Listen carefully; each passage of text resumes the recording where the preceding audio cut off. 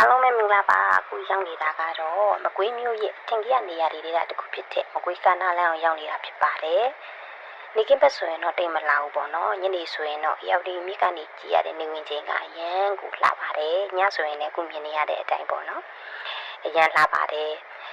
စာကြည့်တာများပြီးတော့ခေါင်းနောက်ထားတွေစာကြက်လို့မရတာတွေပေါ့အလုပ်ထက်မှာ stress များတာတွေစိတ်ညစ်တာတွေရှိရရှင်တော့စိတ်အပန်းဖြေပေါ့အောင်းဆုံးနေရာလေးတစ်ခုပဲဖြစ်ပါတယ်ကျောင်းတက်နေရတဲ့အချိန်ကြီးတော့မှလည်းအမှတ်တရဖြစ်ဆုံးနေရဆိုတယ်မမဟုတ်ပေါ့နော်အဲ့လိုခံစားရတာကကိုတယောက်တည်းတော့မဟုတ်ဘူးကျောင်းတက်ဒီမကွေးမြို့မှာပေါ့နော်ကျောင်းတက်ဖူးတဲ့လူတိုင်းအဲ့ဒီ feeling တော့ရှိကြတယ်ပေါ့နော်ဟိုစိတ်ညစ်နေတယ်ဆိုရင်ဒီကနားလက်အောင်တွားပြီးတော့တငယ်ချင်းကိုရင်ပွင့်လာမျိုးနောက်ထပ်ကို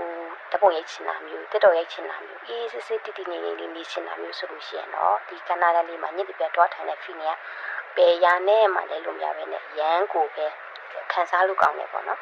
ရှေ့လျှောက်လဲခီးတွားရာဒီရောက်လာတော့မှဆိုတော့ဒီမကွေးမျိုး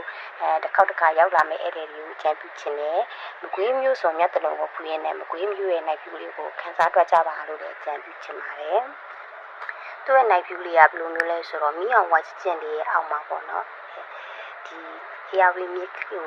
ARV သားကြီးကိုလှမ်းကြည့်ရတဲ့ feeling ကတကယ်ကိုဘာနဲ့မှမလဲနိုင်တခုကိုလွမ်းနေတယ်လို့လွမ်းဆန်မရှင်တော့လွမ်းနေရပြီလို့ပေါ့နော်အဲ့လိုခံစားချက် feeling လေးကိုရမှာဖြစ်ပါတယ်အဲကြောင့်ဘလို့မကွေးမျိုးလာလိုက်မယ်ဆိုရင်တော့ဒီ night view လေးကိုကြည့်တော့ကြပါလို့ချင်ပြချင်ပါတယ်အားလုံးကိုကျေးဇူးများတင်ပါတယ်